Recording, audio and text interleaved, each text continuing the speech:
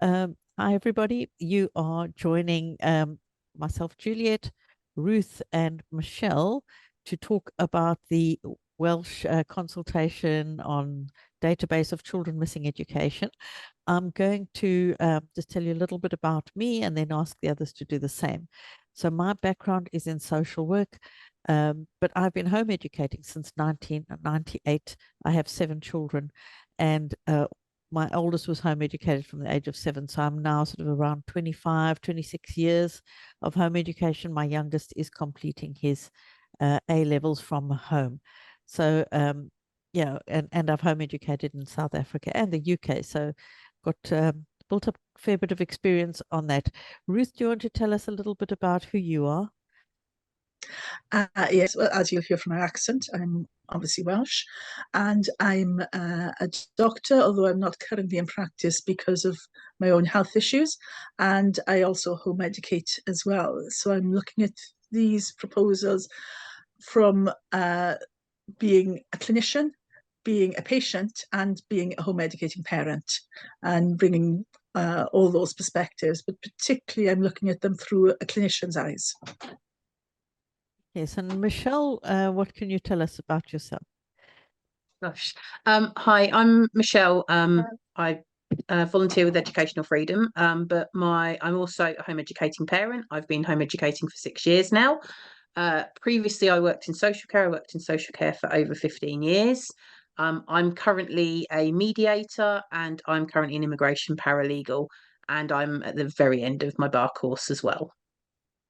So I'm going to let Ruth give us the breakdown on that, and I believe you're going to share your screen, Ruth. I am indeed. Well, thanks for this opportunity to walk through the consultation response form. These things I know can feel daunting, but they really can be quite simple. You can make it as simple or as long as it suits you. You can just go through and tick some boxes, but if you're able to then add a few comments into the free text boxes, that's even more impactful again. But don't let, oh, I don't know how to do this, stop you responding. Send in your responses. They all will count. They're calling it Children's Missing Education Database, which is a terrible misnomer, which we'll come to when we go through these points. Quick pointer at the start is keep a record of what you're doing. There's a few ways to respond to this form. One of them's an online version. If you're doing that, copy and paste your answers as you're writing them, because they'll be so handy to use at other times. If you're wanting to show other members of your family, if they throw another consultation at us in a couple of years, you'll have your responses. If you want to tell your Senate members about this is how you feel, you'll have your responses. So keep a record of what you're doing as you're doing it. And I want to add to that, Ruth, that also sometimes your computer crashes in the middle of what you're doing, Yes, and then it's absolutely. all saved. And then Yes. if you're saving that Word document as you go along, then you will also be Yes. able to just copy and paste them again. And there's a few ways to respond to this. So you've got, if you see the top of the screen on the left, you've got kind of the paper version or the e-paper version, where there's a form that you can download and you can either fill it in by hand and post it to them or email that back to them, as you'll see on the left. And on the right is the online version that you complete as you go. And particularly if you're doing the online one, copy and paste your answers somewhere else so you've got a copy. The questions are the same in both, but the personal information that they'll ask of you is different between the two. So you can pick which one you're more comfortable with. And on the top left of the screen, there is the link for where all this information is. gov.wales / children missing education database. It's really easy to find. We just Google those things. So in terms of the personal information, the e-paper version asks at the start, name, organisation, email, telephone number, your address. You do not have to give those if you are not comfortable.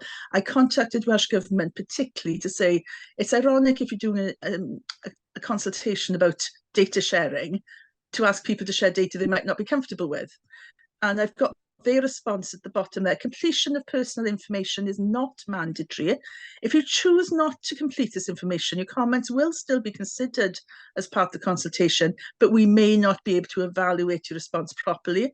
To do this, we need to know who is responding to the consultation in what capacity. But if you're stating that you are a concerned home educator called Anne who doesn't wish to disclose more to protect your personal information, that should give them enough to respond to. So you put in whatever personal information you are personally comfortable to share. The other thing to say is that if you're using email, you can always create a separate email address for this purpose if you don't want to use your own personal email, if you have any concerns about data sharing. So don't let concerns about privacy stop you, because there are ways to do this and protect your own privacy. And the first question will be the longest one to look at, because this is where we're setting up the stall of what your objections are. And they ask this very leading question at the start, which I'll go back to the previous screen so I can see it better. Currently, local authorities do not know about all children in the area, but are still responsible for them, allegedly. Do you think the requirements in this regulation will help local authorities to identify children not known to them or children missing education? So there's two things there. They're not just wanting to find children missing education. They're wanting to find children not known to them, claiming that they are responsible for them. Oh goodness. I just want to also point out that all the green boxes indicate what would probably be the best response for us to be giving. Yeah, so that would be a response, no, from our perspective. Are they really responsible for all children? Will the requirements help them do that if they were? And the other thing is, consultation forms, they don't actually really want to hear anything that contradicts the narrative. So you have to kind of look for ways to shoehorn your points in to the questions they ask. For this, I'd suggest that the baseline of any responses you put is you can just tick the no box and move on. If you really can't think what to say, that's brilliant. But if you're able to put any free text, the requirements proposed in the draft regs can't help with this aim, because those requirements cannot be legally and morally enacted, and because there isn't a legal basis for having to have them in place anyway. And excuse me, I'm just struggling to see the top of my screen. A key objection here is that they're using healthcare sources. And to do this, they're overriding the basic principles of informed consent and patient confidentiality. The GMC, as many watching this will know, the Welsh Government tried this back in 2020, and they were essentially the same proposals, but just getting people to do things in different order and being less clear this time about what they want people to do. And the GMC strongly objected then, and they said it would be unethical to use healthcare sources for these kinds of purposes. And they made it very clear that sharing non-clinical data is just as bad as sharing clinical data if it's done without consent. And the problems there is, if you know that your GP surgery and any information that feeds into that GP surgery is considered to be a data source for your local council, it's inevitably going to make people feel more cautious about whether they access services, or when they do access them, how open and free they're able to be in their communications with healthcare professionals. It impacts that vital, trust-based clinician-patient relationship. And that's to the detriment of the well-being of every child affected. And the other thing about that is that they say, oh, but there might be some children there that we really need to get help to. By doing this, by creating a deterrent and an obstacle to accessing healthcare, because if you know you're accessing healthcare, your data is going to be shared and you're going to have intrusions that you don't necessarily want. If there are vulnerable children out there, these are the children who really do need open access to healthcare. And if you're creating reasons for people to not access healthcare, clinicians are less able to engage with any vulnerable children out there. And clinicians have a great safeguarding role. They can spot if a child needs help and can and do refer children on. And so it's absolutely vital that there are no obstacles placed to children accessing healthcare for a whole host of reasons. And that, I know I'm talking about that a long time. I'm a doctor by background. It's something I'm so passionate about, that we have to protect open, free, confidential access to healthcare for all. That is fundamental in ensuring the well-being of children. Well, And that's why isn't confidentiality like one of those number one values in absolutely, any if of you these services? yes, absolutely. And it's very well established that breaching confidentiality has a detrimental effect on healthcare. There's plenty of precedents on it. Back in 2018, there was a policy in England of sharing data from NHS sources about asylum seekers to see if they could screen for any illegal activity. That had to be completely abandoned because they found that it just meant it wasn't helping them detect illegal activity. It meant people weren't accessing healthcare adequately, and people suffered as a result. There, Linked to education, they did a similar thing with school databases and yes, linking them up, which yes, again just stopped parents who had precarious immigration statuses from registering their children at school. yes, So the child yeah, then lost the right to education. So yeah, there's lots of precedent that shows yeah, insisting on sharing data when it's not appropriate actually just puts people to ground, which yeah, then actually does exactly the opposite of yeah, what this requires. It will yeah, make more people unknown because those very yes, people they want to know about are just not going to come forward. And if yeah, they're not on any list in the first place, you can share data as much as you like. mm, You're still not going to know about someone who is unknown. I think it's absolutely, 2% are not registering births. Now that's yeah, legally they have to be registered within so many weeks. We still have a percentage not even registered. Well, this yeah, sharing of data is not going to capture those children. So yeah, it doesn't do what it says on the tin. absolutely not. Even if there was a need and a right to capture this data, this will not do it, and it'll be to the detriment of the vast majority. But to those tiny few that may or may not be out there, it's really going to be to their detriment. So we've talked long about that because that really is the core thing of how this would impact any community in terms of if evidence is wanted and how it would impact home educators.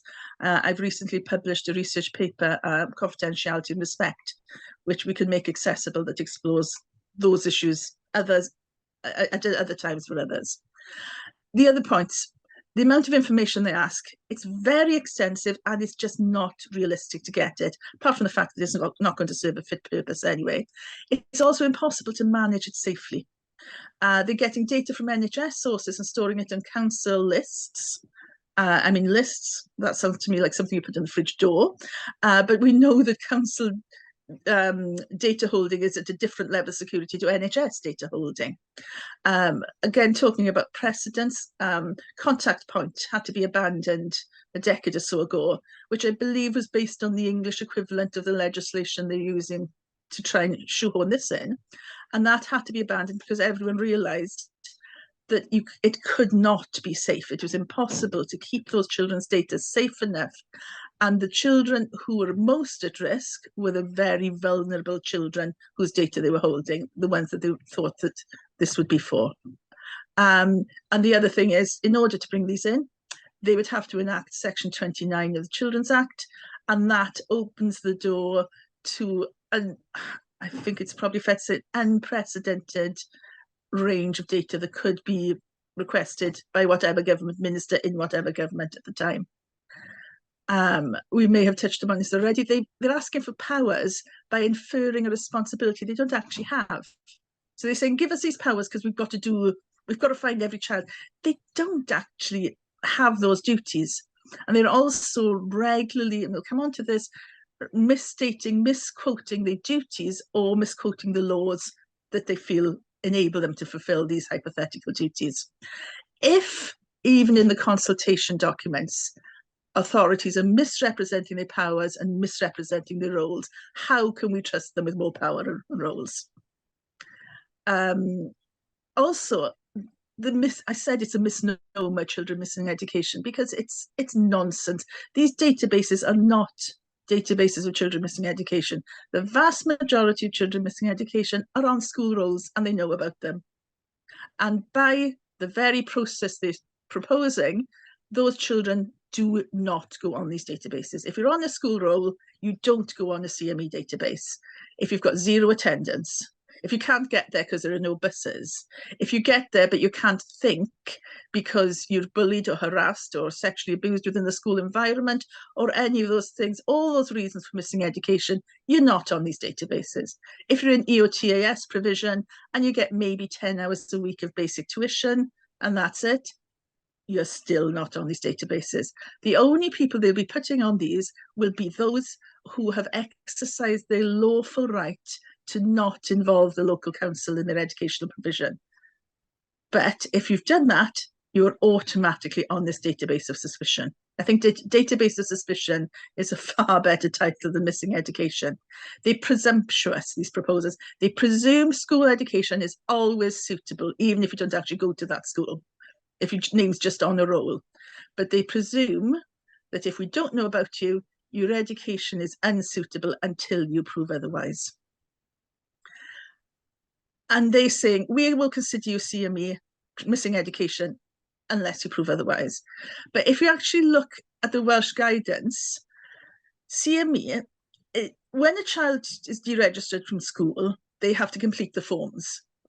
And if there's no reason given or they don't know what's happened to the child, it is recorded CME, missing education.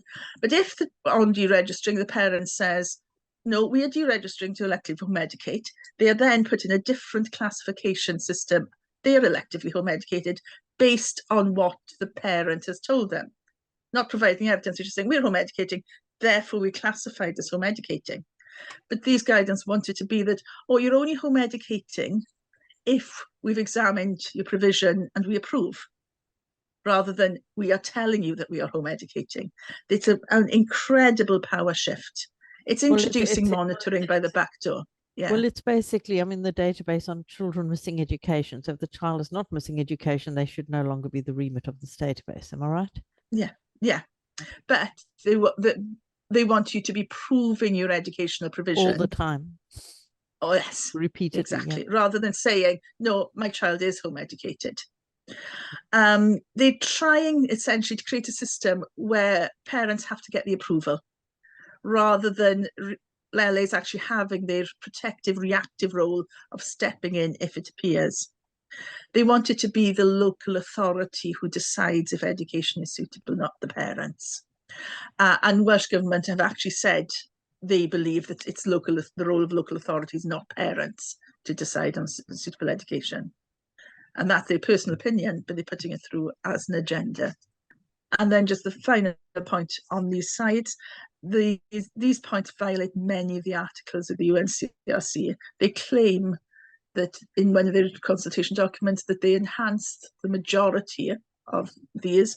Again, maybe this is a conversation we'd have a different day, ladies, of going through exactly how they violate and challenge children's rights rather than enhance or protect them.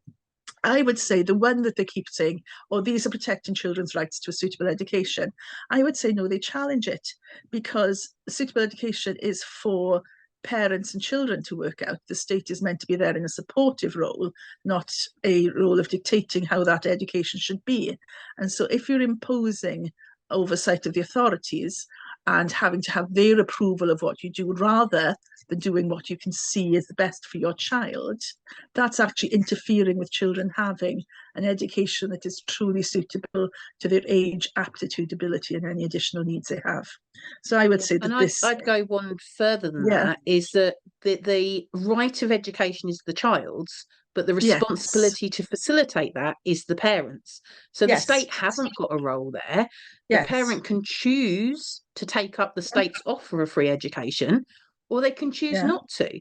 And unless there's a care order in place where you are sharing responsibility with the state, it's not the state's responsibility. It's the parent's responsibility to ensure their child gets their right to education.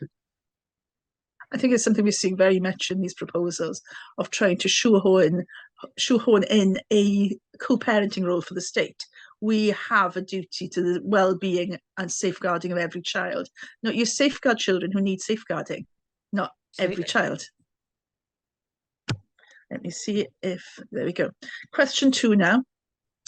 You can see on the screen here, the top is how it looks if you do the e-paper download or print off the form. The bottom is how it looks if you do the online version. But either way, the answer is no. Do the proposals allow for local authorities to meet this Section 175 duty under the Education Act 2002, which is to undertake their educational functions with a view to safeguarding and promoting the welfare of children? That sounds terribly noble, but I have a feeling, Michelle, you might have something to say on that. Yes, because I love the way they use the word education functions, because there's several places where in the Education Act, it tells you what education functions are, and there's places, and that's both the 1996 and the 2002 Education Act, and the Children and Families Act as well has got bits about education functions. There's actually a schedule called Schedule 36A, which lists what are educational functions, and it's about institutions, it's about things the local authority have to do. So the EOTUS, where a child is unable to attend school, that is a local authority function to put that in place. Where you ask for assistance with your child's additional learning needs, that is an educational function. Where as a parent, you are providing the provision yourself to facilitate the education, that isn't a local authority's educational function. Ensuring there are sufficient schools in your local area that are suitable to your child to be able to access, that is an educational function. So they like to use this phrase, but then seem to forget to go back and check what is an educational function as opposed to a parental responsibility. Can I actually say that we had that in our own consultation, the same thing, where they suddenly, oh, wait a minute, perhaps we can bring this under, this, but which we were never under before, and trying to suddenly create a duty that doesn't exist for them. Yeah. And it's a big stretch. You could possibly say the Section 436A requiring a local authority to make arrangements to identify children in their area where possible who have compulsory school age but are not registered pupils at a school may, at a big stretch, be an educational function. But once you've identified that they're electively home educated, the educational function is gone. But I think that's the closest you could sort of get to stretching that to mean an educational function. And Section 137 is in a whole section that's about institutions with governing bodies, such as schools and further education colleges. It does not apply to all children. It applies to children where parents have chosen to give those institutions a loco parentis role. And you're saying, okay, while you're in loco parentis, make sure you look after them, why don't you? It's not giving the state that role. So looking back to this question now, so it's nonsense that they're using this duty, because they do not have this duty to all children. Parents have this duty to all children. Local authorities act if there's a need. But they talk about, but we want to safeguard the well-being of children. These proposals, as we've said, would damage the well-being of children, and they would remove natural safeguarding measures of open, free, confidential access to healthcare. And they'd also damage children by the stigmatization, the climate of suspicion and mistrust that these would cause. And if you look at the child-friendly version of the consultation, which is horrendously discriminatory and stigmatizing, and child-friendly is a great misnomer because it's child stigmatizing, not child-friendly, it's child alienating, that damages well-being too. So it's not, the answer to this is no, because it'll damage well-being and safeguarding. No, because you don't have those roles and duties. It's phrased as though they need to know about the welfare of every single child, including children they don't know about. As you said, this applies to institutions with governing bodies, not to all children. Safeguarding duties only apply where there's a need to safeguard. It's not a proactive, preemptive thing. If local authorities generally were legally responsible for proactively ensuring the safety and well-being of all children, What about all the time that school children have failed? Does that make local authorities legally liable for every time that a child's needs aren't met in school?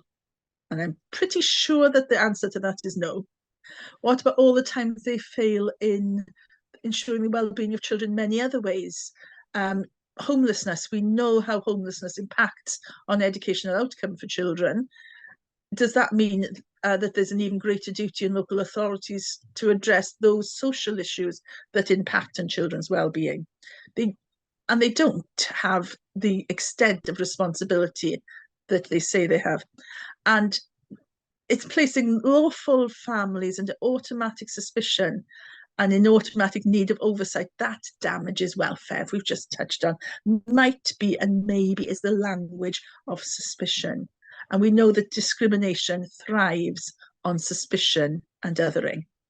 And it's by trying to make this official, it's encouraging organisations, it's encouraging healthcare sources to see lawful living families as things to be suspicious of. And that is damaging to welfare. And also, in the current financial climate, they can't meet the needs of children they already know about.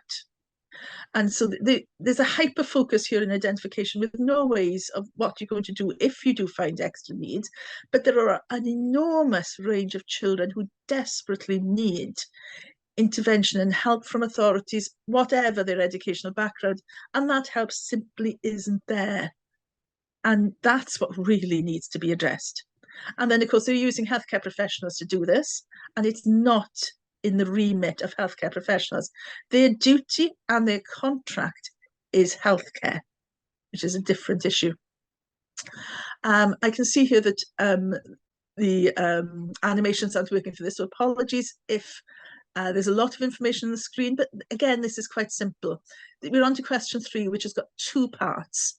The top right is how it looks on your e-sheet. The bottom right is if you're doing it online. Under the regulations, local health boards will disclose the information in the schedule to local authorities. So they can develop a children missing education database, which is a misnomer. Note here, they only mention local authorities. There's no mention of the fact that they're actually wanting GPs and GP surgeries to be involved in this too.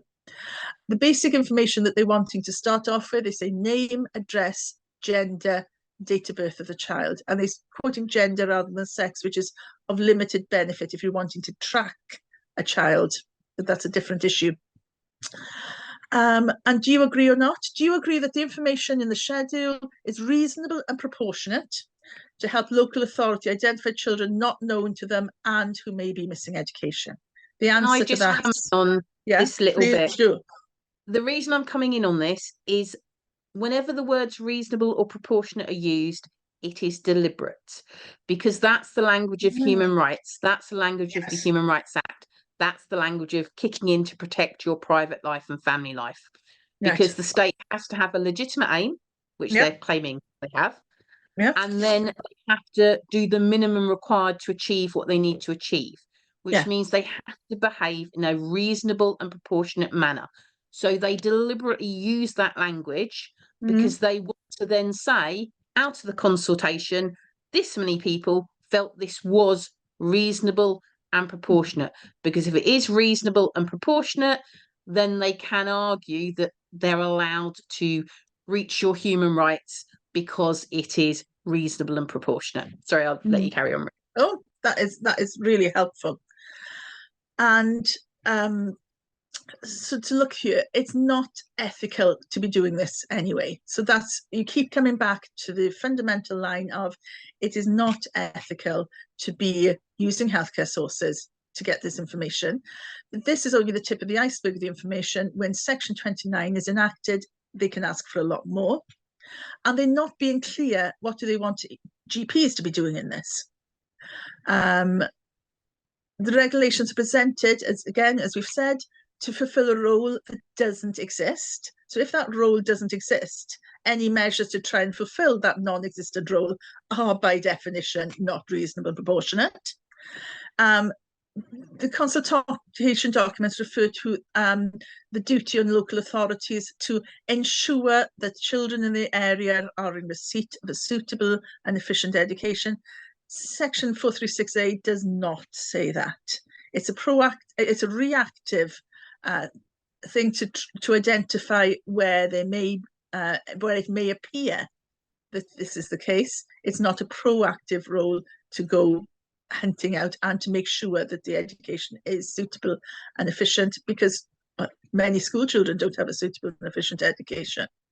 Again, it's not reasonable proportionate to use may or might be as a reason to collect data on some 500,000 children, because they want the data of all children of compulsory school age.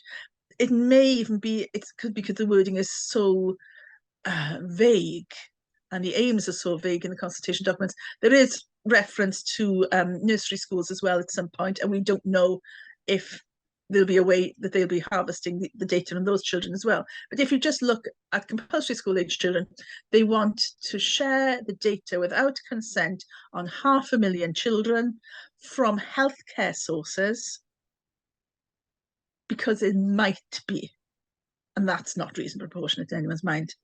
So going on to question 3, part 2, do you agree that the information requested in the schedule is sufficient to enable a local authority to identify children not known to them and who may be missing education?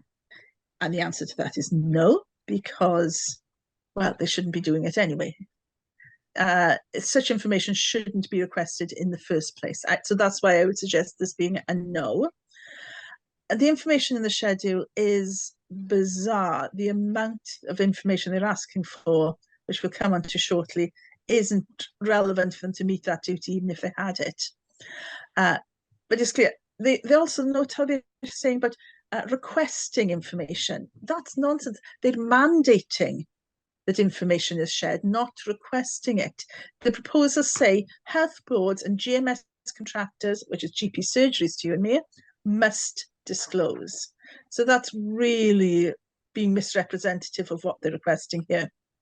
The extent of information required is very unclear. They say that they want the basic identifying information from local health boards. They're not specifying what they want from GPs, what the GP role is. But we'll come on to what the information is that is on the schedule for these databases. But they're overstating the duty of local authorities. So it's likely that they're going to want more information if they're trying to go for duties that they don't actually have. If their duties are overstated, the information they request is going to be overstated. They're saying that there's been a targeted consultation with children and young people.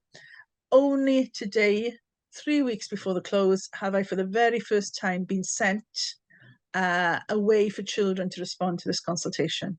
That's not out there as yet for home educators or the general public. It's not on the website.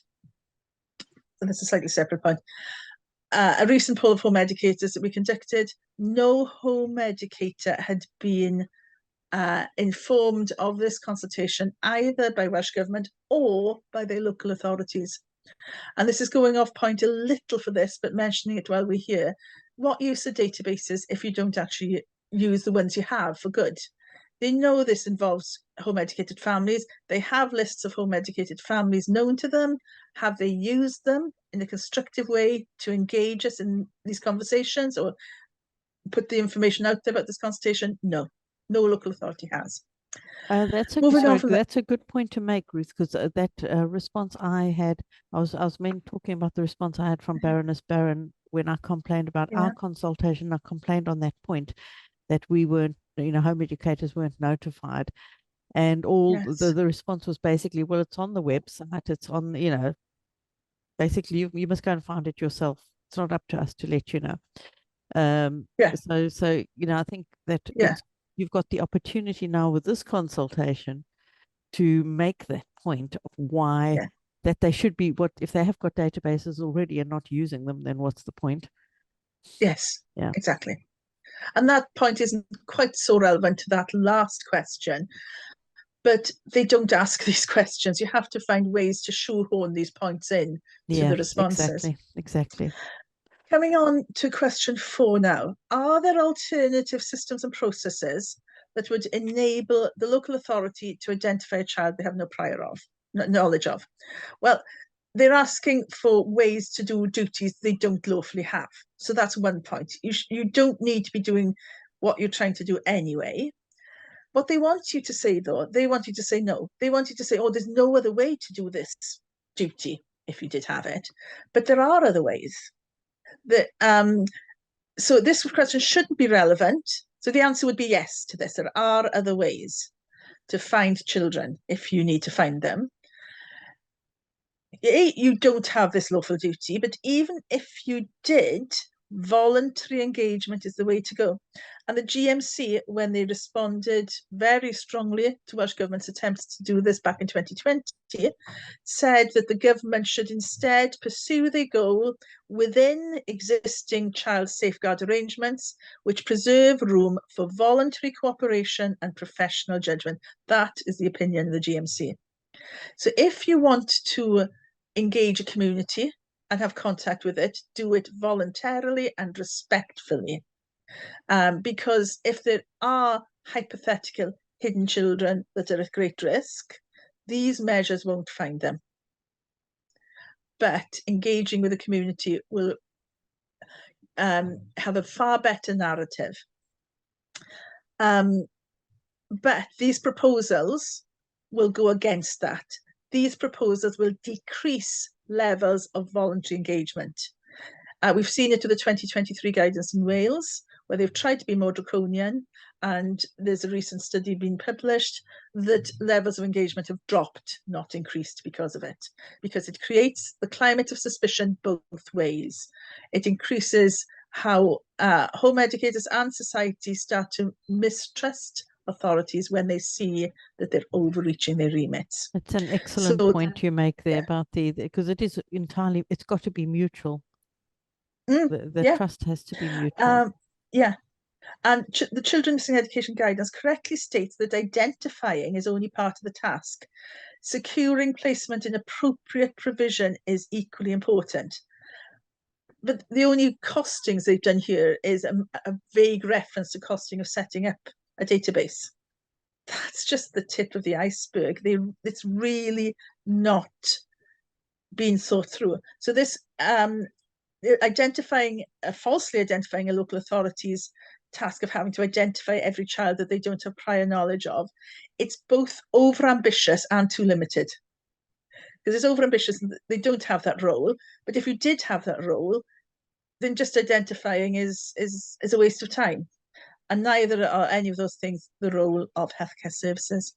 So sorry, going back question to 4. Ruth, sorry, going back to that one, is that a case of, so if you feel you want to offer an alternative such as engaging well, I would say, then they can answer yes and enter that? Yes, I would say, because they want you to say there's no other way we can do this. So I would say, yes, there are other ways you can engage and find children. Nice. And by being respectful, by actually treating people as innocent until proven guilty, rather than guilty until proven innocent.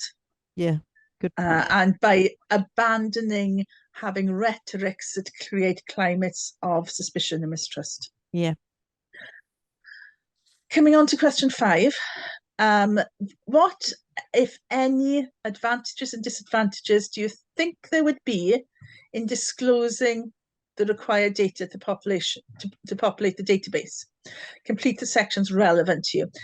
I love that phrase, and complete the sections relevant to you, because you think, oh, right, so I only do the parent bit then. I think I use general medical contractors and I have to engage with local authorities. So I think those sections are relevant to me too. So I would personally, although I don't work for them necessarily, well, I am a doctor, but I put in this with a different hat on. I still think you can use these opportunities to make points that are relevant to those services that you use as a citizen and taxpayer. It's not what they want, but I do think it's a fair point. I agree with you there, Ruth, because if they put in place this database, then all of these will be relevant to you, because your data that may be held with the medical contractors is going to be shared. The local authorities are going to have your data if at the moment you're currently unknown. So it does actually, your child's data is going to be known. So actually, all of them are relevant to you if it happens. Yeah, and so the way that they analyze this data, they say, oh well, parents made these points, however, local authorities made these points. And so I think it's important to put information in each of these boxes Yeah. of what you feel is appropriate to yourself. Well, we've Obviously, seen that in parent the and care, English. Yeah, we've seen that in the yes, English consultations because they want to kind of give more weight to the yeah, voices of the local yes, authorities and yes, exactly, so they're medical practitioners, I imagine. But yeah, yes, it's yeah. we've heard it straight from the DFE's mouth in England that they give more weight to the local authority than to parents. Yes. And so that's where I think it's as people who pay the bills for the local authority, as taxpayers, and as people who engage with them, it's important that we speak in those boxes too. So looking at the parents and carers one first. Well, what are GP service contractors that they keep referring to? I'm a doctor and I had to Google it because it's technical speak. They actually, presumably, from what I can see, mean GP surgeries, but they've been very obscure in their terminology. And I actually emailed the department involved and said, could you please clarify for the ordinary person on the street what a GP service contractor is? And they just said, oh, it's a GP service contractor, and used technical speak and didn't actually say that. There is one reference somewhere in the consultation documents, mean e.g. GP surgeries, but it can extend, it's anyone who they have a contract with, and that's very extensive, and they're not exploring what this means in the database. We know that using healthcare sources will impact on how safe we feel accessing healthcare. And that's not about whether we register the GP or not. That may affect some. It's not about whether we go to the doctors or not. That will affect some choices. But it's when we're there, how safe do we feel in talking to our GPs or our health visitors or our midwives about our experiences, knowing that they are mandated to share information that the LA may request. It's going to really inhibit care, and it's going to inhibit these professionals in being able to conduct their roles. It damages our relations with local authorities. We've seen that with the 2023 guidance. People are less likely to want to engage, more mistrustful. The schedule wants information on the 2020 proposal said a parent, a person with parental responsibility, what the details for. Schedule point 5 of the schedule of what they want in these databases. They want information on all who have parental responsibility, not one, all. So abusive ex-partners who have no input in their lives, their contact information must be on there. And also all who have a care role in the child's life. And just how do you quantify this? And this is taken from the definition they give in the schedule of what parent means. Parent means any who have a parental responsibility and any who have a care role. And these people will all have their contact details on these databases, whether they like it or not, whether they know it or not. There's nothing to say these people will be told that their data is being stored. And point 6 of the schedule on these databases wants information on anyone who contributes to the child's education. Not a named person who is the responsible overseer, anyone who is contributing. And where do you start and finish that for home education? If you've got a school-centric hat on, well, it's the parent is the teacher, or maybe they have a tutor, but that's not how home education functions. So where do you start here on who has educational input into the child's life? Just So, excuse me, Ruth, I want to ask a question yes, here now. Are they expecting this information to come through the healthcare providers? this is what we don't know. Yeah, It because doesn't I mean, say where this are they information going to comes sit from. because they've got hours to quiz you on all these details on who the tutors are and who the what resources you're using? There's nothing I can find that says how they say how they're going to get points 1 to 4 of the schedule, which is name, date of Yes. birth, gender, and address. They want Yeah. those from local health boards. Then they say we want GPs to be mandatory data sources. And then they say we want items 5, 6, and 7 of the schedule, which are all parents and carers, all who have educational input, and I'll come on Okay. to point 7 in a moment. Okay. They Okay. don't say where this information is to come from, but they do Okay. say that GPs would be mandatory data holders, and they do place a mandatory duty on local authorities to complete these databases. So Okay. you've got to get this that information. information would be a local authority, probably.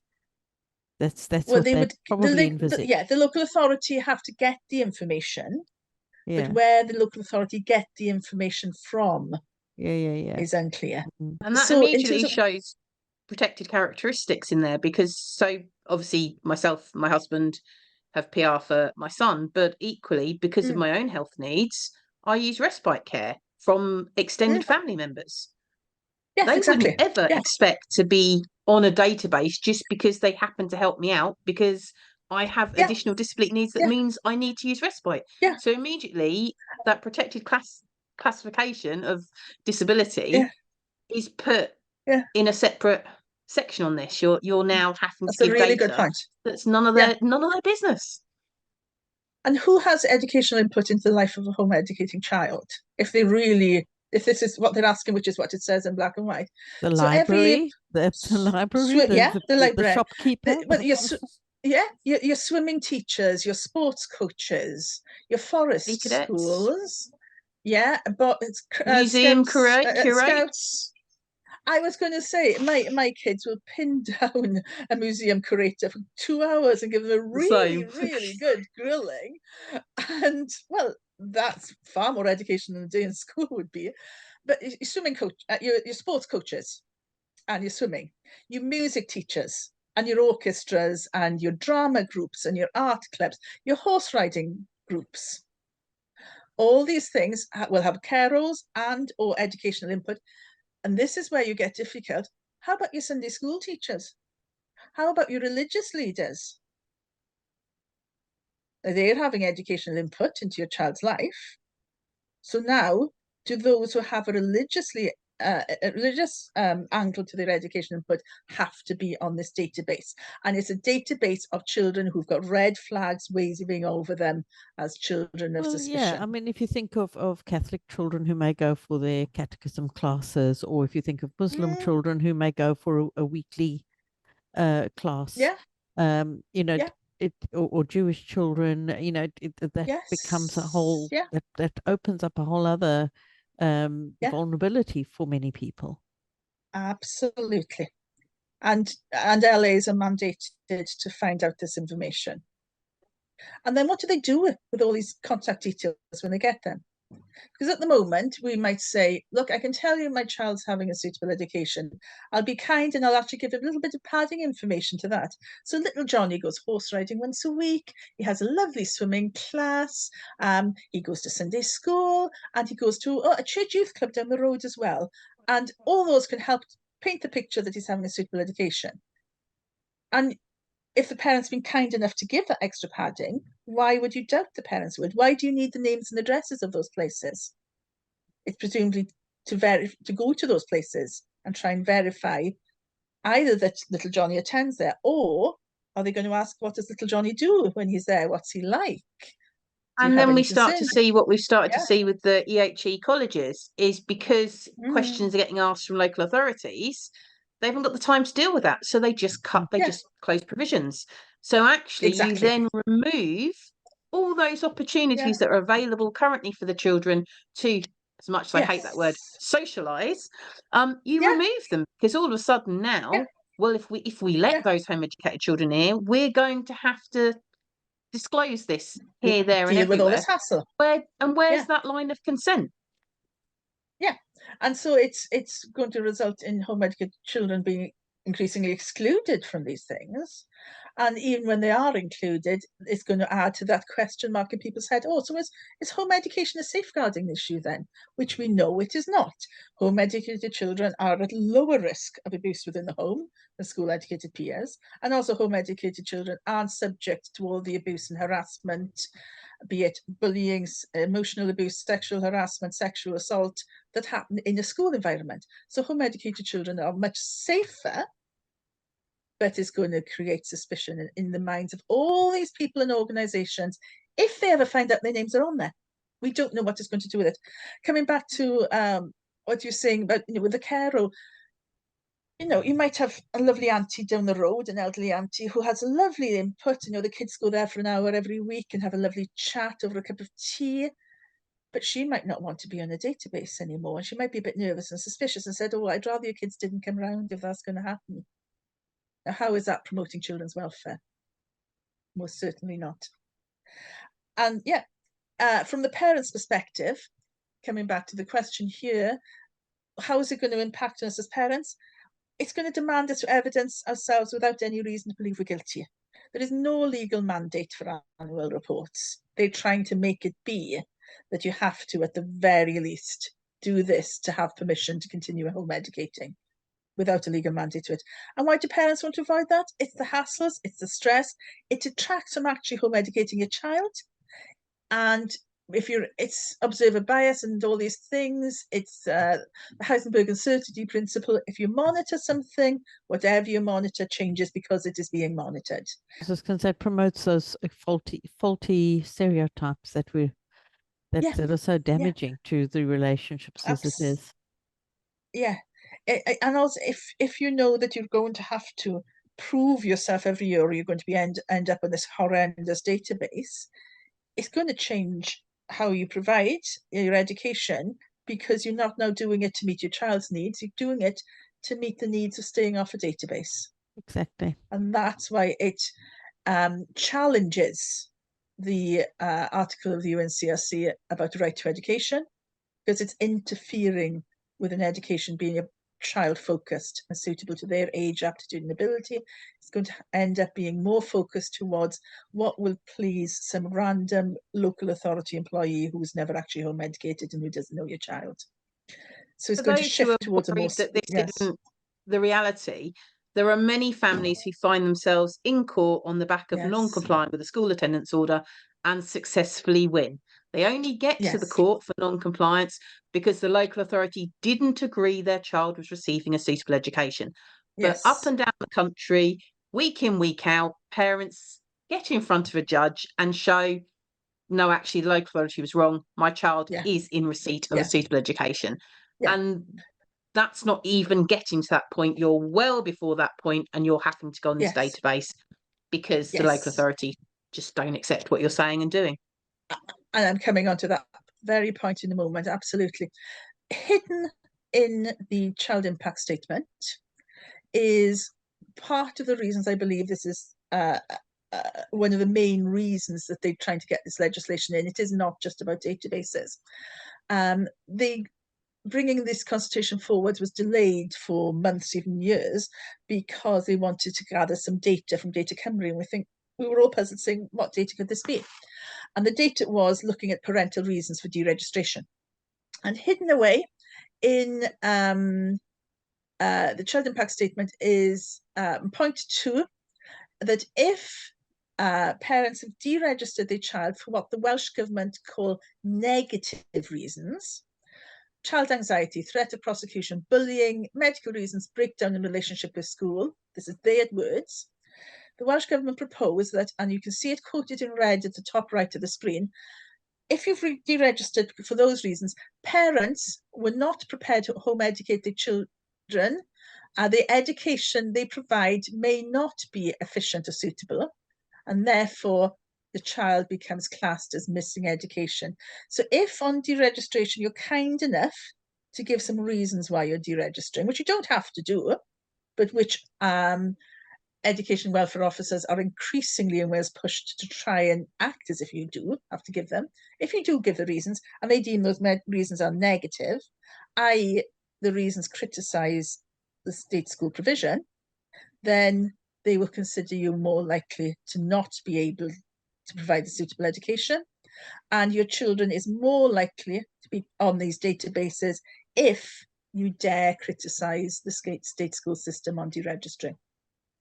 It's not just creating a climate of suspicion and mistrust, it's creating a climate of censorship. If you give us honest feedback, which if they wanted to improve schools, that feedback from deregistering parents could be so helpful as constructive feedback. This failed for us, we're off, but if you do this, if you take note of this, you could really improve things for other kids. No, they don't want to hear. You say those things, you're more likely to be on the databases. So it's a climate of mistrust and also censorship. And then coming to your point then, Michelle, again, in the child impact statement, this will initially result in more children who are home educated being recorded in the CME and will prompt the LA, and this is their words, to formally assess the education being provided. And I'm saying this is monitoring by the back door. This is going straight to section 437. And this also makes a mockery elsewhere. They say, oh no, this database isn't about home education. This database is about children missing education. You just happen to be ones that we'll check on that process. But this makes a mockery of that. It's clearly about formally assessing home education. Michelle, is there anything you want to say about that comment of formally assessing? Yeah, because it misses out the whole point of the informal inquiries in the first place. And again, section 4371 is only supposed to kick in if it appears the child isn't receiving a suitable education, not because the local authority is just not happy with the reason you chose to take your child out of school. Educational freedom for a long time have already recommended you just say, I've decided because I've got parental responsibility, and not give a reason, because this isn't new. We've been seeing this for quite a while from local authorities, but this is now at the point they're happy to put it in writing for everyone to see. This is going to be the practice that they're planning on doing. And it completely removes that reactive duty because now they're formally assessing. And again, that still doesn't mean you will not end up with being issued and ending up in court and still having to prove to a judge. But meanwhile, you'll have to be on a database the whole time because the local authority doesn't believe you. And I want to add to that what actually happens is that they end up not finding those children that are missing. They just harass the ones they do know because that's the low-hanging fruit. So they'll go after the one, you know, that so they're actually not, it's still then once again not achieving what it says it's setting out to achieve.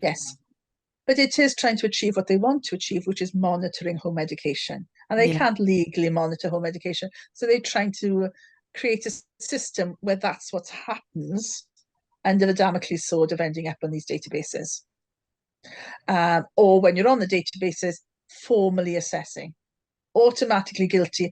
If you're going to know you're going to be formally assessed, that's going to have even more impact on the educational provision you give. It's going to be more likely that you're going to be pressurized to do what will please them rather than what the child actually needs. And then if you take it right to what you have to provide, your child needs to have education that is suitable to their age, ability, and aptitude. How do you formally assess a child you don't know against their ability and aptitude in any meaningful way? And also, the only way to basically get off these databases in the list that they give is either they decide, in their opinion, your education is suitable, or the child becomes a registered pupil, which could mean a lot of things, but they will inevitably interpret that as go to school, or the child dies.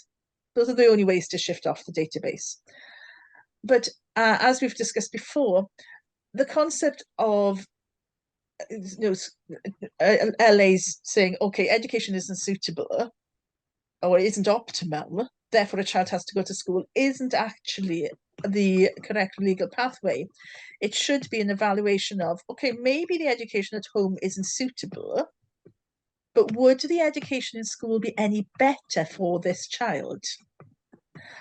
And that's the decision they should be making. It shouldn't be, oh, if you're not doing an amazing job, we're going to punish you and send your child to school. It should be, okay, maybe we'd like the child to be doing things differently or doing more, but would that actually improve if this child was in school? Would the child's well-being improve if they were in school? And it should be that decision that's being made, not, we don't like what you're doing, school attendance order. So, Michelle, I just wanted to make, going back to that education functions, is in the other consultation, the English consultation, I raised the point that they'd already failed in the education functions in respect to the child, because they hadn't been able to help that child through the school system. So you can kind of pull that in yeah. And the key bit they're forgetting completely is support, because actually, if you go right back to we're thinking about the right of the child to education, and you're saying, well, that's Yeah. not suitable, nowhere Yeah. in there is the, okay, well, what can we do to help you to maybe assist with the bit that we're not quite happy with? Because there's a big Yeah. difference between that education, your child's getting no education, to, Yeah. well, you're almost there, but we don't quite think, you're adding this Yeah. particular resource because of your child's particular need. Could Yeah. we assist you? They seem to forget Yeah. all this bit No. about could we assist, which would be cheaper than a school place often. Just a little bit of help could be Absolutely. much cheaper than a school Yeah. place, but it seems to Yeah. be very arbitrary, this or this. And just coming back as well to this idea that if you deregister for negative reasons, therefore your child's more likely to be missing education. The irony is that parents who have removed their children from school for a negative reason, because that school is not meeting their needs, either in that it's not safe because they're being bullied or abused, or because it's not meeting their educational needs or not addressing their additional needs, those parents are fulfilling their duty to ensure that the child has a suitable education. Parents would be failing that duty if they kept the child in a provision that was not suitable. And so they're penalising the very parents that are going out of their way to fulfill their duties. So you're being penalised for fulfilling your legal duties to protect the well-being and safeguarding of your child and to give them the most suitable education. The parents, when if a child is removed in a reactive way because of issues within school, yes, they may have some difficulties initially because they've had to make a decision very quickly, much like a migrant who has to leave a country as a refugee in a hurry. You don't always have time to set yourself up. So the role of the local authority there should be to support the parent to a point where they feel confident. And in my experience, when you meet families that have just taken a child out of school and you meet them again 2 years later, you've got a very different parent and a very different child. Absolutely. It's not, it can't happen immediately. It doesn't always, things don't fall into place immediately, but there's no recognition of that at all. Even if a child moved schools, you'd have a period of adjustment of the child needing to catch up, needing to figure out how things work. Absolutely. Yes. And your reasons for home educating will change over time. Remember one group having this really good thread going a while back of, did you jump or were you pushed, for parents who were deregistered? And a lot of people felt we jumped because we had to. But over time, we came to realize that we jumped because this is actually what our child was crying out that they needed, and we just didn't know or couldn't articulate it at the time. And because we tend to ourselves be assuming that school is going to be better, we can sometimes ignore all the signals that our child is unable to verbalize to say, this is the wrong environment for me, I need a different environment. And so we think we're deregistering for a negative reason of that didn't work. And it's really because we're only just starting to read the signals that there is actually a better way that could work for It's funny that we can see that with our plants. We can tell when our plants are in the wrong location, but we can't always tell it with our children. There is a quote about that, so it's not my original thought. But if a plant isn't thriving, you change the environment, not the child, the plant. not the plant. Not the child. Okay. Going on parents and carers, there's more ways the points that you can make about how this impacts the parent and that. It's treating you with suspicion. Police can't just come into your home and check just in case a crime's happened. They can't come and search your home. They have to have reason to believe it's happened, and reasons that can be justified before a judge to say, we have this cause of suspicion, therefore we have to search this person's home.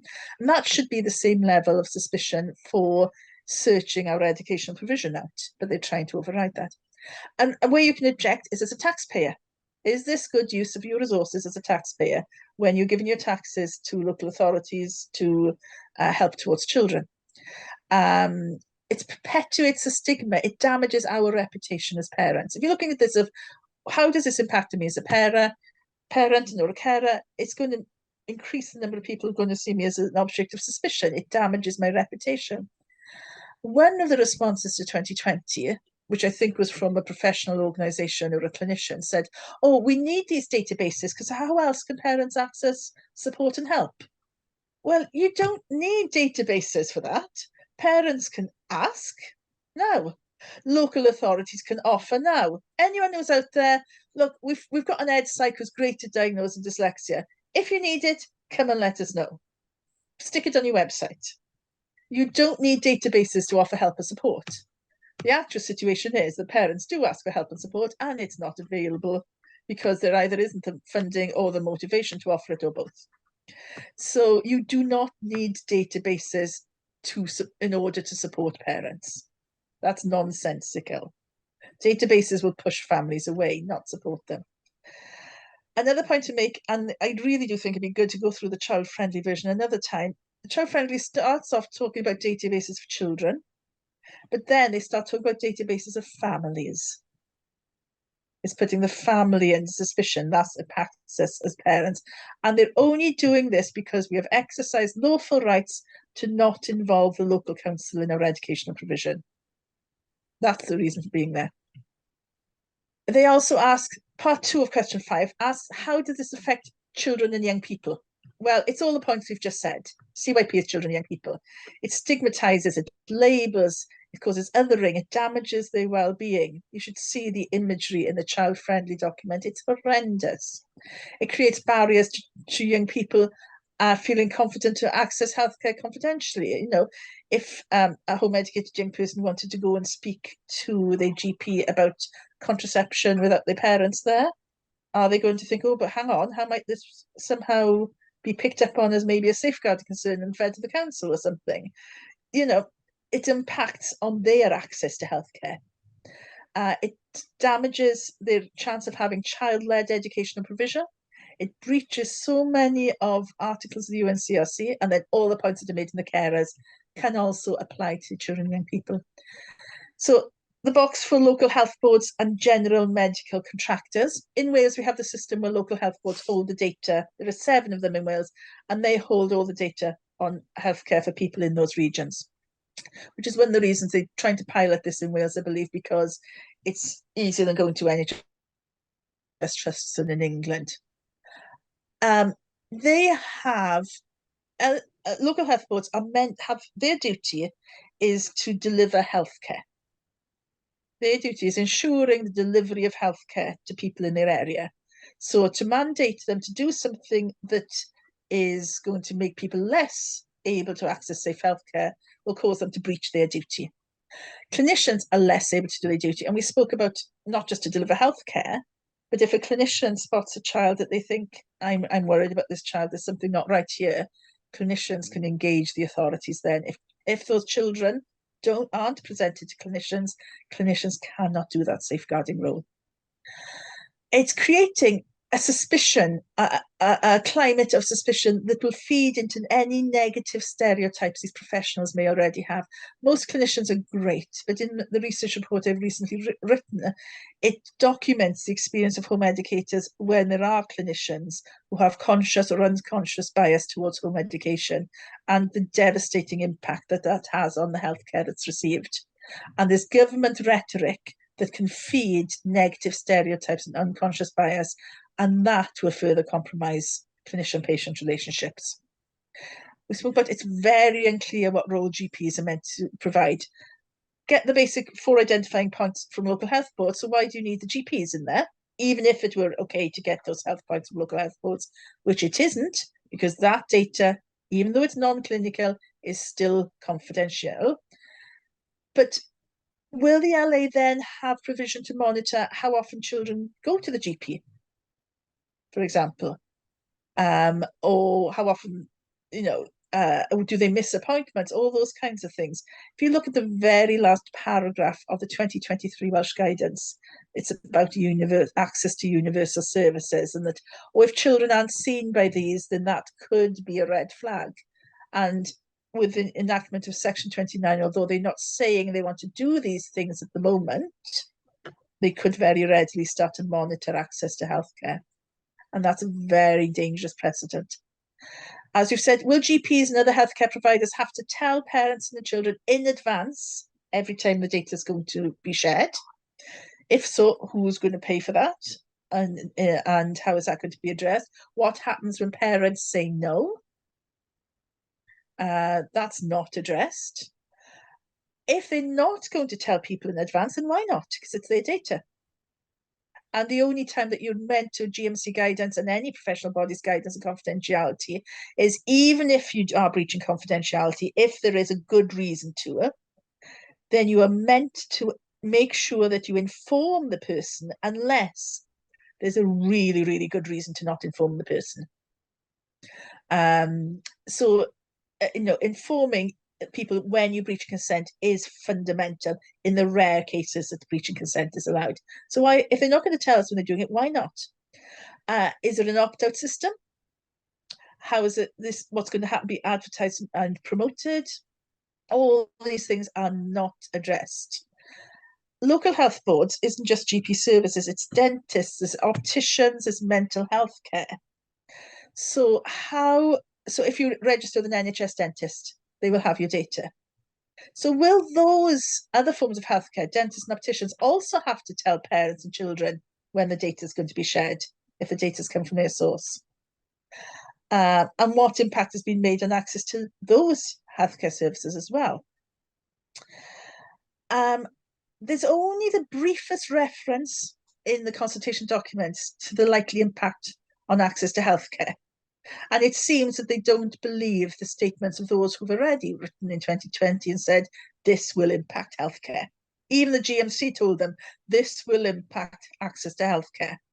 The consultation documents just say, no further information was provided to assess whether this was a risk and the impact of it. So they're just saying, oh, well, you've mentioned that, but we've got no reason to believe you, so we're going to ignore that point. Well, there's plenty of reason because they've got all the responses to 2020, but the research report that I've recently compiled and written up, Confidentiality and Respect, gives you that evidence that it does impact. And it's very ironic, they say, oh, this concept of it might impact healthcare. Oh, well, there's no evidence for that, so we're going to ignore it. We're going to ignore that vital point because we can't see evidence. And that's ironic because there's no evidence or information to back up their beliefs that they should be doing this. There's no further information to back up their inherent belief behind these proposals that parents should be routinely treated with suspicion. There's no further information or evidence from governments about so many aspects of the extent of data sharing. There's no further information or evidence from the government about how the data of home-educated children will be handled if and when it's deleted from the database. There's no further information or evidence from the government on the negative impacts on home-educated children. There's no further information or evidence from the government on how there is considered sufficient safeguarding risk to put all home-educated children under scrutiny when they know that home education itself is not a safeguarding risk. So there is so much they are not giving us information or evidence for. And I think the bottom line is it's just not good enough. Yeah. It's not good enough that they don't give that. Yeah. But they then say, ignoring the fundamental point of this will damage safeguarding and well-being because it impacts on healthcare, by saying, oh, we can't see any evidence for that, so we're going to ignore it. And well, we get people who say that they tell their medical professionals their child's in private education rather than home education because of how they've been responded to. Obviously, we're very, just be confident you're perfectly lawful in your decision. Yeah. But because of how people have been reacted to, they already are hiding that, which then makes them act suspicious when the only reason they're behaving that way is because people are judging their lawful decision. This would just add to that suspicion. Worry. Yes, exactly. Continuing with question 5, there's an area for local authorities. Well, how does this impact on local authorities? Well, if they're meant to be engaging and supporting home educators, well, this climate of mistrust will make them less able to do that job. It creates more antagonistic working relationships. It betrays trust and confidence on both sides. It removes any capacity to truly support by increasing the role of LA bods to be data hunters, checker-uppers, formal inquirers, rather than being any supportive capacity. LA employees seen with increased suspicion And we've seen this, it's been documented in recent research in Wales. The 2023 guidance has meant that there's more mistrust and less engagement. And the engagement, when it happens, is a tick box rather than anything meaningful. So I would say it's really good to put something in that box to say local authority employees will be less able to do their jobs. And then the other box, well, this impacts the general public and the media. It misinforms the public. As I say, if you see this child-friendly version that's been circulated, it's horrendous. It misinforms the public and the media. It perpetuates a climate of fear and suspicion. And the government are feeding and discriminatory negative rhetoric about a subgroup of society. Point 6, you'll be pleased to know that, again, these get quicker. Question 6, rather. The draft regulations propose that local health boards disclose information to local authorities annually. Do you agree with an annual return? Well, no, I don't agree with an annual return because I don't agree with any return. This information shouldn't be disclosed at all. That it should be no mandate for healthcare services, including local health boards, to share confidential data about patients, whether it's clinical or non-clinical. As I say, the GMC have said it doesn't matter if the information is clinical or non-clinical, the same bounds of confidentiality apply, whether it's a name or address or personal medical information. And it's really important to note there's so much information they don't give. There's no limitation set on how often GP services may be contacted to request data. They're saying about, oh, we want to ask local health boards annually. And in one bit of the consultation, they said about asking GP services annually. But there's no limitation to say local authorities can't keep going back and forth and asking more. I would also It say, doesn't say they will, but it doesn't say they can't. Ruth, you know that first bit about there should be Yes. no mandate. That bit literally Yeah. could be put in every box, I think. Absolutely, One could repeat absolutely. just that little bit, and that would probably If yes, it covers you. yeah. Question 7. What would be the implications of more frequent data returns in terms of technical, administrative, and resource implications? Now, that's such a leading question because they're only considering that more frequent returns might have technical, administrative, and resource implications, and they're not thinking that more frequent returns could have other implications. One of the and they're big not even asking about the implications. the more frequent you do a return, the more chance of data breaches, because the more data moving about, the more chance of it being released in a way it shouldn't be to those who shouldn't receive it. Yes. Yeah. And in the 2020 responses, there were only a couple of local authorities bothered to respond, but they said, oh, it's got to be at least half termly. Which would mean, does that mean that every half term we have to somehow account ourselves? Who knows? So local health boards, the increased damage, the more often you're breaching confidentiality, the more damage you're going to do. And that's causing a failure of the duty and the role of local health boards to deliver healthcare. Local authorities, the increased workload, it's a misuse of public funds that could be better directed to where they needed to be. It's increasing and perpetuating the culture of mistrust. They're not asking GPs about this. Again, they left out. So add GPs would be public funds under local health boards as well, because obviously this isn't something that they should be wasting money on. So I think it should go under both. Exactly. Yes. And the cost of sharing data is one thing. The cost of what happens when there's a mess up and there are data breaches, or when parents start to write in and object and say you don't want to, the costs massively escalate from there. GPs, in the minds of parents, will be held responsible for data being shared, even if it's an admin clerk doing it. It's come from the GP surgery, therefore it's my GP. That is how it will be perceived. And even if people aren't blaming the individual GPs, they're still going to be thinking, when I'm going to GP surgery, I'm now going to have to be really careful what I say, just in case it's taken down and used in evidence against me in some way. It's highly likely that local councils will say that getting a list 1 year is not sufficient. And so we need to counter that. Question 8. Who within the local authority would need access to the database in order to carry out their functions? Well, obviously no one, because there shouldn't be such databases, but looking further, it only asks who should have access to the database. The databases are only going to be in about 2% of those that they gather information from. They're gathering information on every child in Wales of school age. And they say it'll be deleted, but that's going to create lists. And one of those lists is going to be lists of home educated children. They're not asking questions about what they're going to do with all that 98% of data that they're gathering that isn't on the database. GPs will have no say, or any other clinicians involved, midwives, health visitors, whatever, practice nurses, everything. They will have no say over who accesses the data once they've handed it over. But GPs won't be able to access it as far as we can see.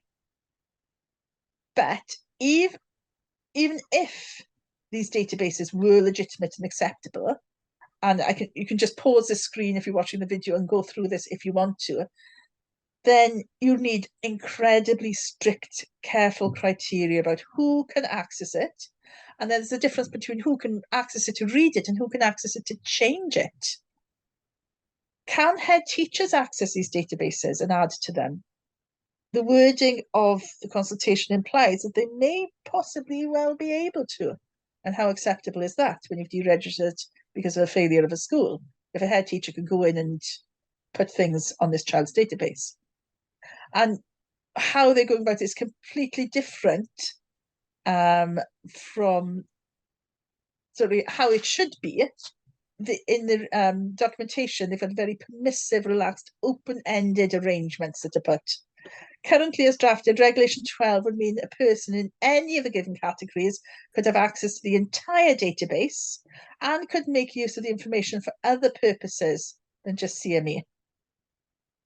It's got the potential, for example, to identify families who aren't registered with GPs and dentists under the guise of safeguarding, for example. Or can it be used to monitor whether they access it? Coming on now, there's a whole chunk of this of this consultation response which aren't meant to be for home educators. Questions 9 to 12 are meant to be for local health boards. I've asked some questions from the Welsh Government about quite what they mean by these questions.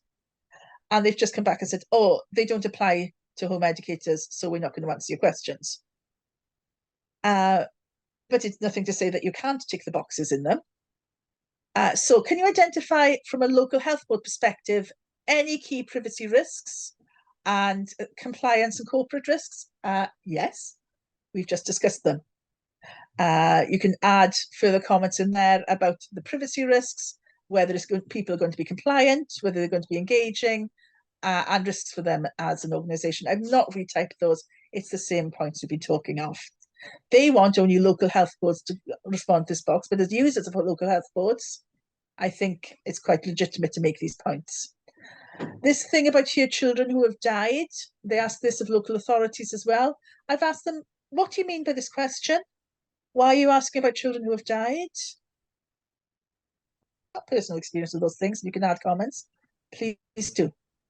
Again, questions 13 and 14 are asked of general medical service contractors, GP surgeries, and the staff they employ, to you and myself.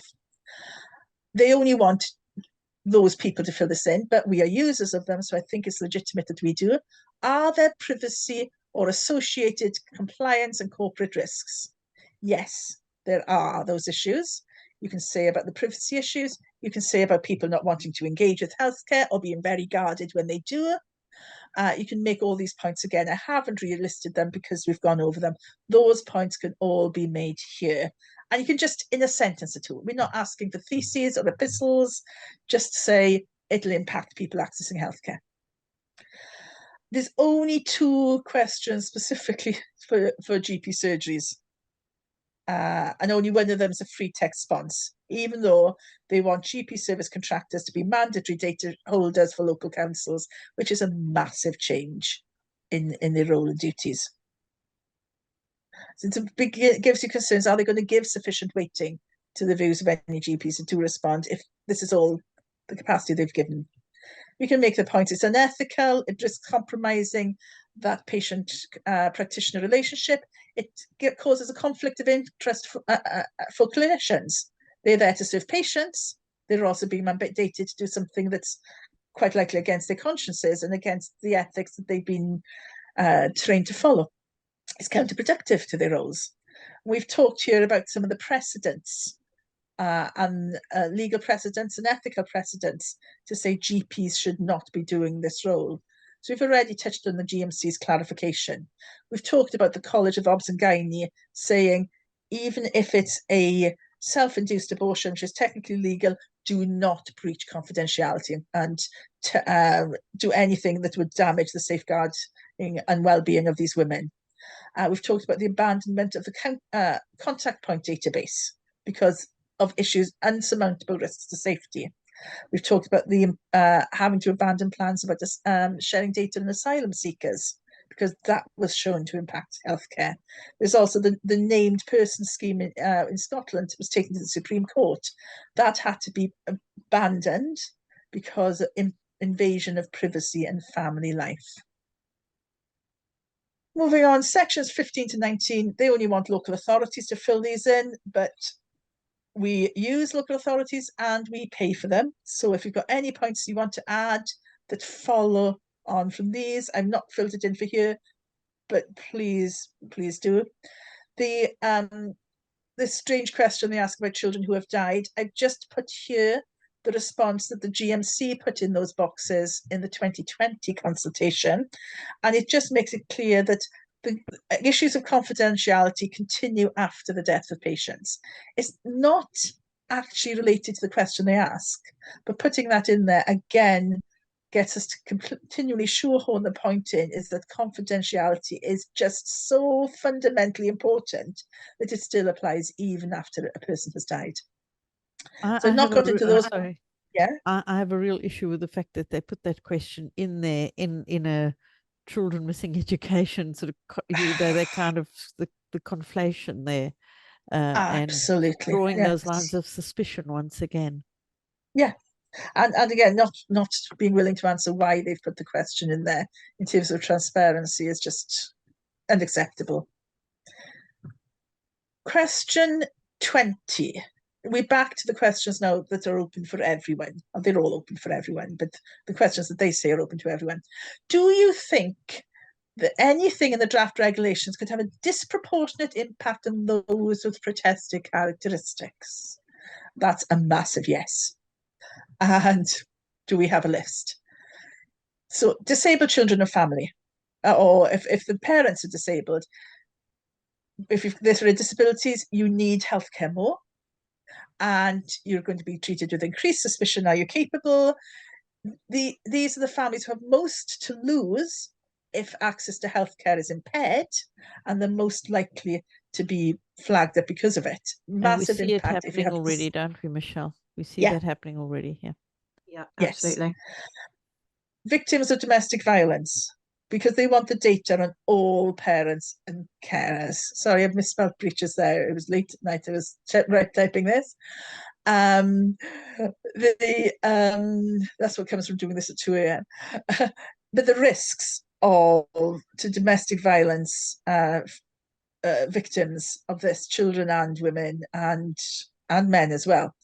And this is one of the reasons that contact point had to be abandoned. It is just not safe. Older people, such as grandparents, disproportionately affected. We already said about, that little lamp down the road who gives them a cup of tea and talks about whatever with them every week and gives that lovely enriching input into these children's lives. Oh, but databases are about sex offenders, aren't they? I don't want anything to do with that. Are older people going to be, in particular, wanting to rethink the input that they have if it means being putting on the database of suspicion? It may well impact ethnic minorities if there are communities where that have found it more difficult to access healthcare because of existing prejudices or cultural issues or whatever, and it often can be women who find it more difficult, then they're going to be more impacted again. In particular, Gypsy, Roma and Traveller families who home educate are already treated with an absolutely disgusting level of suspicion. We were able to obtain the PowerPoint slides for the training sessions that were run by Welsh Government for local authorities just before the guidance was introduced. We didn't get the training slides until well after, but they ran these preemptive training sessions. And one of these training sessions was on GRT families. And we obviously don't know what was said. We don't know the minutes of the meetings. We only have the PowerPoint slides. And the training session focused on this horrendous IVATS report, which is one of the most poorly written reports I think I've ever read, in terms of the extrapolations of making A plus B equals C. It's like, hang on, how did you come with that? Dreadful methodology, and incredibly discriminatory and stigmatizing and perpetuating stereotypes. And there was a little tempering comment issued by Welsh Government to saying, oh, that report doesn't necessarily reflect where we stand. We were just discussing it. But some of the PowerPoint slides were mirroring some of the quotes from that report. And in the consultation document, the bit about child labour, they don't say, oh, we're concerned about, could there be families out there that where they're using the child to be a worker rather than educating them. They go straight in from the start and say GRT families. The conflation, the stereotyping is absolutely shocking from any source, let alone from a government source. It's appalling. And these families would be, who are already treated with such stigma and suspicion, would be even more impacted by this. Women will be impacted, because at the end of the day, it's usually going to be women who are the facilitators of home education and the ones who are making the choices about access to healthcare. And it's usually going to be women who are taking their children along to healthcare sources too. And victims of domestic violence as well, it's usually women, not always, of course. But of course, any groups with protected characteristics, well, us as home educators, because we are a group who have, whether we initially planned it this way or not, ended up home educating for philosophical reasons that we believe this gives our children a better education. And we as a minority group are being stigmatized. We have to be registered, but they're not calling it that. They're saying it's a children missing education database. But in creating that alleged CME database, they're creating databases of home educators. And most of all, yeah, so then questions 21 and 22. They always ask these questions about how does it impact the Welsh language? And, well, some local authorities have used funding to do classes for people to learn Welsh as a second language. And these have been reasonably popular in some areas, but we're seeing families increasingly disengaging from anything that LAs are offering because of this climate of suspicion.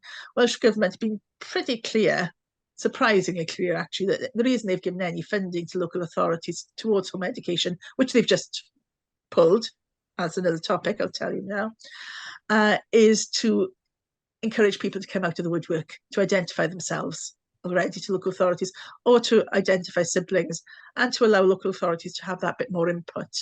If there's a climate of suspicion, people aren't going to engage in anything that local authorities offer that would promote the Welsh language. So it'll have a detrimental effect on that. And we're also seeing that people are increasingly disillusioned with Welsh Government when they see, even if they support Welsh Government on other political matters, and this is not a party political issue, it's purely talking on this stance of home education, that home educators are seeing the Welsh Government trying to just do what they want and not listen to the valid points of home educators. And it's disengaging them from the government, and including from the desire to stay in Wales or learn Welsh. They're feeling their rights are continually be overwritten. And our last question, is there anything else? And this is your chance to reiterate. And if there's anything you haven't been able to shoehorn elsewhere, this is where you can really let rip about the child-friendly version being so awful, and the fact we have not had access to it. And the access to it still isn't on websites. It's still not publicly available. I've been emailed a link only because I did some real digging, and I've only got that today, 3 weeks before the close. There's still no publicly available child-friendly version. despite the claims of the former Education Minister. So the consultation has not been run properly. There's no child-friendly version. The child impact statement and the child-friendly version that they've sent to only a select few doesn't mention GPs. It misquotes the laws. They misrepresent their duties. So this consultation should be paused because it is not being run correctly. Instead, we've got documentation that's deliberately misleading, that misquotes laws, that misquotes duties. You can also bring in here about the articles of the UNCRC that are challenged, not enhanced, if you want to. And the danger of, if you set a precedent that you can get some information from GP surgeries, where does that stop? And the impact, not just of what they might mandate that GPs should provide, but you've got that situation of an LA bod phoning up a GP surgery. Oh, hi, I'm from the local authority, and then phoning up about a child we believe is missing education.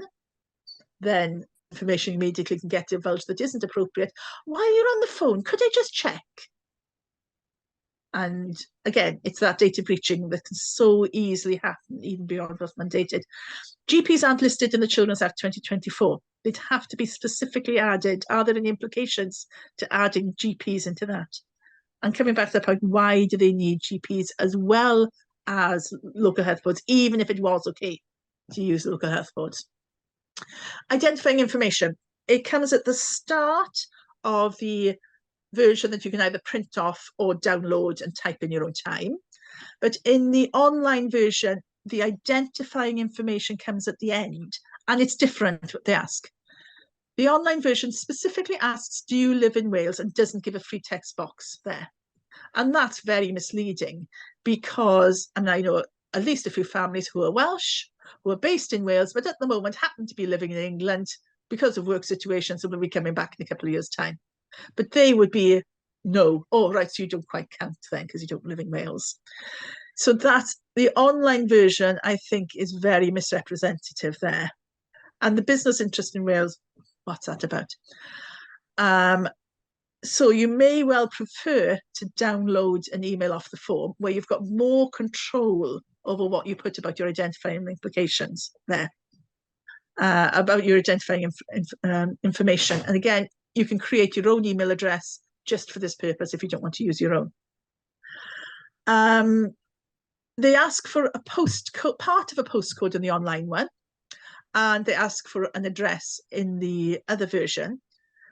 But what do they mean by home postcode? If you've temporarily moved out of Wales, but your home is Swansea, and you'll be coming back there, can you put part of a Swansea postcode down? It's really not clear and open to interpretation what you do about your postcode. They don't ask for both first and second names. It's not separate boxes. So Anne, a concerned home educator from Swansea, gives them enough information to process, and they've said data isn't mandatory. So if you're concerned about your privacy, there are ways to express your identity sufficiently to allow them to process the information. I'm not talking about being misrepresentative. I'm talking about conveying your information in a way that it allows them to process what you've sent, but also protects your privacy. You don't have to give an email address unless you want a receipt. If you're emailing your form, obviously they can see an email address. And also you can add here, and you can put it in the box 20 if you want to, I do not consent to my identifying data being shared and used for any other purpose. And I think it's pretty good to shoehorn that in there. And you're done. We've taken a long time to talk through this because we've talked a lot about the related issues. You can do this form really quickly by just ticking your boxes and pausing the screen, pick a couple of points, I'll put those in, move on. Don't forget, it's not just one response per household. Everyone in your home can. They say they want to hear the voice of the child, let them hear their voice. And it's perfectly acceptable to help those who aren't fully able to complete it on their own. So if your child needs help, needs to be a scribe, whatever, it is fine to help someone complete their version so that their voice and opinions are heard. Share this with other home educators. Share it with all those who have an interest and opinion. If you've got a good relationship with your GP and your dentist, send this off to them and say, look, this is what they're wanting to do. Please just tick some boxes and send this back and say, GPs, healthcare professionals, healthcare sources should not breach confidentiality. If you've got supportive members of the Senedd, send this off to them. Send it to Children's Commissioner for Wales. Tell her, this is what's going on. This is awful. Please intervene. But you don't have to do those things, but every bit helps. And if you think, oh, but I'm just one person, there's that wonderful meme that goes around, isn't it? If you think you can't make much of a contribution, think of the noise that 1 penny makes or 1 coin makes when it goes in your washing machine. Every bit of noise that someone makes really adds up to make a difference. And you can do this in a way that protects your privacy, but ensures your children's rights are protected and your grandchildren's rights too. Yes, and home educators from Wales need the support of those of us from the other other countries in the United Kingdom, because they tend to be copying one another. So absolutely, we do help send a resounding message on this. Do you want to stop your share there quickly, Ruth? Yeah, if I could just add one point on that. In the past, the Welsh Government, and not just in home education, they've done it, there's other consultations. They did it with the petition about the 20-mile-an-hour speed limit. With that particular petition, they said, oh, 20% of responses are from across the border, therefore the data is compromised. And they're ignoring the fact, well, actually 80% of the responses came from here. If you are responding to this from either not living in Wales or not being Welsh or whatever, make it plain why it is relevant to you and why it is important to respond.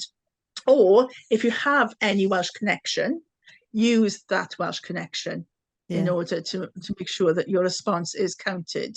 You could be a grandparent living in England who has children in Wales. You're considering moving to Wales. You have business interests in Wales, whatever. You know, bring that so that they can't invalidate what the Welsh people have done by saying, oh, but you know, you're not really Welsh, are you? Or it's not really relevant for you. Yeah. Thanks, Ruth. Just let's just stop the screen share just to wrap up. I know this has been quite a long session. I will be trying to edit it to make it a bit more concise. But you know, I think it just is really important that we all know exactly what is going on, what the agendas are. Michelle, do you have any closing comments on that? I think it's really important that everyone responds, because this is about your fundamental rights for your family, your private life, keeping your privacy, and keeping access to being able to home educate the way you are home educating now. Yeah, and I want to just thank you, Ruth. I know you said you were out of your comfort zone, but I think you've done really, really well. I think it is helpful for people to know that so you said you were a GP, am I right? No, doctor. Or you're a doctor. Okay. And so that's helpful to know. And you have a good idea of the impact of these things. So that's really good to know. So I have both hats on, clinician and parent. And both can see just how unacceptable and devastating these proposals would be. And just an interesting thing is I was a social worker, and we have so many social workers and teachers. Michelle is in the legal profession, you know, and if we're seeing the problems, if we're seeing the problems coming from that perspective, you know, we need to be more vocal so that we can be heard, and use that authority that comes with that position. But thank you very much, Ruth, and I hope people have found that helpful.